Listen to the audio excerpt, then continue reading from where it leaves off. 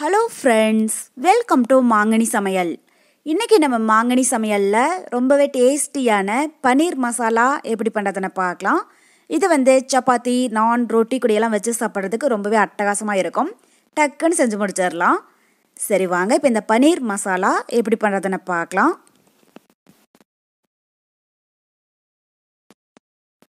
பன்னீர் மசாலா பண்ணுறதுக்கு ஃபஸ்ட்டு நம்ம பன்னீரை ஃப்ரை பண்ணிடலாம். அதுக்கு கடாயில் 1 டேபிள் ஸ்பூன் அளவுக்கு எண்ணெய் சேர்த்துக்கோங்க. கூடவே 1 பிஞ்சு மஞ்சள் தூள், 1/4 டீஸ்பூன் மிளகாய் தூள், அப்புறம் 1/4 டீஸ்பூன் கரம் மசாலா. இந்த கரம் மசாலா நான் ஃப்ரெஷ்ஷாக வீட்டில் அரைச்சது தான். இதனுடைய ரெசிபி லிங்க் கீழே டிஸ்கிரிப்ஷன் பாக்ஸில் கொடுத்துருக்கேன். தேவைப்பட்டால் எப்படி பண்ணுறதுன்னு செக் பண்ணி பார்த்துக்கோங்க. கூடவே 1/4 டீஸ்பூன் உப்பு இதெல்லாம் சேர்த்துட்டு ஸ்டவ் லோ ஃப்ளேமில் வச்சு இதோட டைம் லைட்டாக கலந்து விட்டுருங்க. கலந்து விட்டதுக்கப்புறமா இது கூட 200 கிராம் அளவுக்கு பன்னீரை சின்ன சின்ன க்யூபாக கட் பண்ணி வச்சுருக்கேன். அதை உள்ள சேர்த்துடலாம். சேர்த்துட்டு இதை ஒரு 2-3 நிமிஷத்துக்கு ஸ்டவ் லோ ஃப்ளேமில் வச்சு நல்லா கலந்து விட்டுருங்க. ஸோ பன்னீரை ஃபஸ்ட்டே நம்ம இது மாதிரி ஃப்ரை பண்ணிவிட்டு கிரேவி பண்ணுறம்போது நமக்கு பன்னீரில் உப்பு, காரம், மசாலாலாம் இறங்கி நம்ம சாப்பிட்றம்போது டேஸ்ட் ரொம்பவே நல்லா இருக்கும். அதுக்காக தான். பன்னீர் பீசஸ் பார்த்திங்கன்னா சீக்கிரமாகவே குக் ஆகிடும். அதிக நேரம் வேக வைக்கக்கூடாது. கரெக்டாக ஒரு 2-3 நிமிஷம் போல் கலந்து விட்டிங்கனாலே போதும். பாருங்கள், இப்போ பன்னீர் பீசஸ் எல்லாம் மசாலாவோட சேர்ந்து நல்லா வதங்கிடுச்சு. இப்போ இந்த ஸ்டேஜில் இதை தனியாக ஒரு பிளேட்டில் எடுத்து வச்சிடலாம்.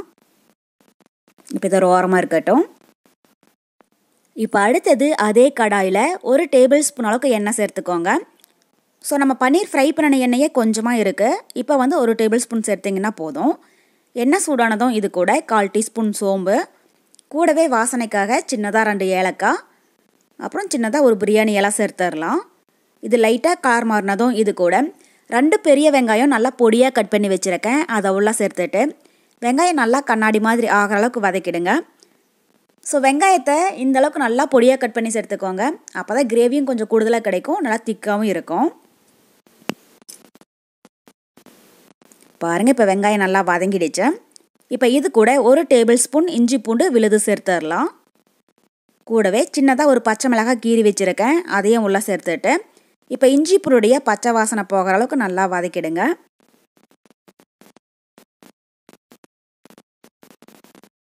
பாருங்கள், இப்போ இஞ்சி பூண்டுடைய பச்சை வாசனை போக நல்லா வதங்கிடுச்சு. இப்போ இந்த ஸ்டேஜில் பெரிய சைஸில் 2 தக்காளியை மிக்ஸி ஜாரில் போட்டு நல்லா அரைச்சிட்டு எடுத்து வச்சுருக்கேன். அதை உள்ளே சேர்த்துடலாம். சேர்த்துட்டு தக்காளியுடைய பச்சை வாசனை போய் எண்ணெய் நல்லா பிரிஞ்சு வர அளவுக்கு வதக்கிடுங்க. ஸோ நம்ம ஒவ்வொரு பொருள் சேர்க்கிற போதும் நல்லா வதங்கி எண்ணெய் பிரிஞ்சு வந்துடணும். அப்போ தான் கிரேவி நமக்கு நல்ல ஒரு டேஸ்ட்டு கிடைக்கும்.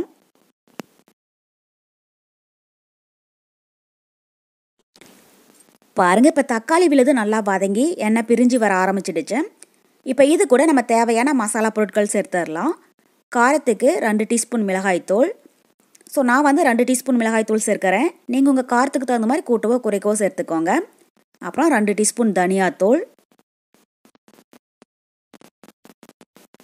கூடவே 1/4 டீஸ்பூன் கரம் மசாலா, அப்புறம் 1/4 டீஸ்பூன் சீரகத்தூள், இந்த மசாலாவுக்கு தேவையான அளவு உப்பு இதெல்லாம் சேர்த்துட்டு இதோட டைம் நல்லா வதக்கிடலாம். உப்பு சேர்க்கிற போது மட்டும் குறைவாக சேர்த்துக்கோங்க. கடைசியாக டேஸ்ட் பண்ணி பார்த்துட்டு பத்தலைன்னா கூட அப்புறமா சேர்த்துக்கலாம்.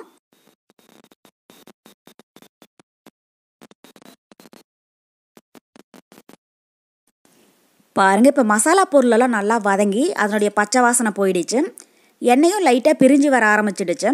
இப்போ இது கூட கிரேவிக்கு தேவையான அளவு தண்ணி சேர்த்துடலாம். சேர்த்துட்டு ஒரு டைம் இதை நல்லா கலந்து விட்டுருங்க.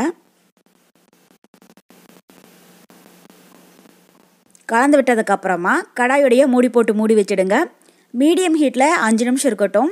அப்பப்போ இடையில ஓப்பன் பண்ணி கிளறி விடுங்க. 5 நிமிஷத்துக்கு அப்புறமா எப்படி இருக்குன்னு பார்க்கலாம். பாருங்கள், இப்போ 5 நிமிஷம் போல் ஆகிடுச்சு.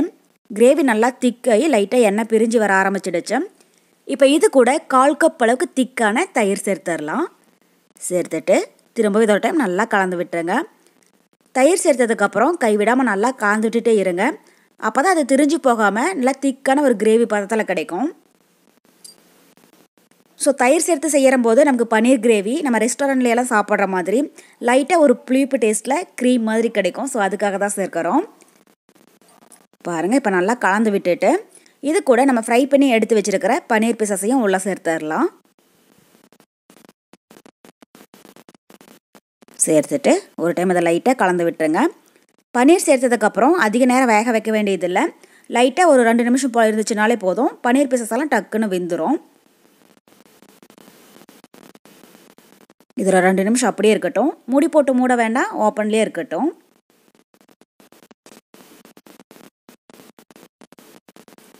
பாருங்கள், இப்போ கிரேவி நல்லா திக்காகி எண்ணெய் பிரிஞ்சு வர ஆரம்பிச்சிடுச்சு. கடைசியாக இது கூட வாசனைக்காக பொடி பொடியாக கட் பண்ணின கொஞ்சம் மல்லி இலை தூவி விட்டுட்டு ஸ்டவ் ஆஃப் பண்ணிடலாம். அவ்வளோதான், நம்ம பன்னீர் மசாலா ரொம்பவே சூப்பராக தயாராகிடுச்சு. ஸோ கண்டிப்பாக நீங்களும் இதே மெத்தடில் பன்னீர் மசாலா செஞ்சு பார்த்துட்டு எப்படி இருக்குன்னு கமெண்ட் பாக்ஸில் சொல்லுங்கள். என்னுடைய இந்த ரெசிபி வீடியோ உங்களுக்கு பிடிச்சிருந்தா லைக் பண்ணுங்கள், உங்கள் ஃப்ரெண்ட்ஸுங்க கூடயும் நிறைய ஷேர் பண்ணுங்கள். மறக்காமல் மாங்கனி சமையலுக்கு சப்ஸ்கிரைப் பண்ணுங்கள். நன்றி.